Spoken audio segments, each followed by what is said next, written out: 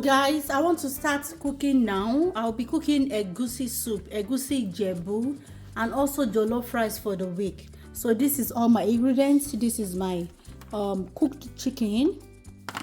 This is my fish. I grilled my fish inside the air fryer. This is the chicken stock.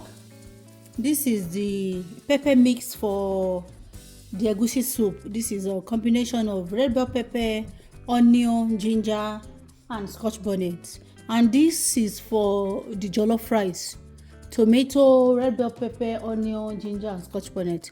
And this is my locust beans for the egusi soup. This is the egusi I'll be using. So let's get started.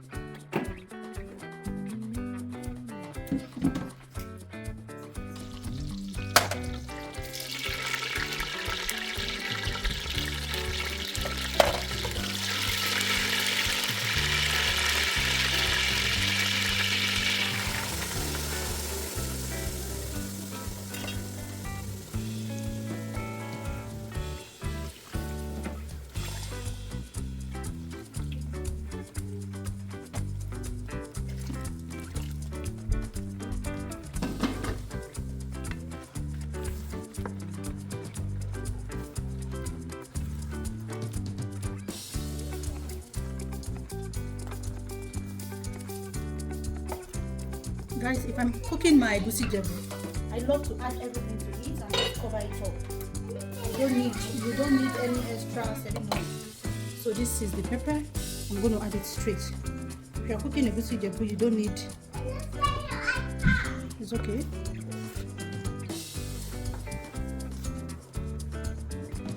And don't forget, it's because I'm using dry egusi. I'm using dry egusi. So if you're using dry egusi, you don't let it stick to the pot. So it's going to form your egusi jebu.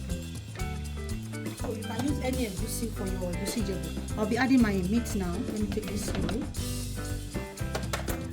My chicken, sorry.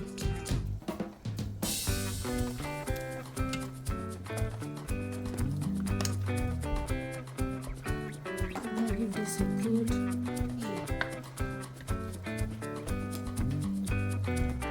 So you can see this is egusi jebu. You can use any type of egusi, dry egusi. So this is my dry egusi. Can you see it? So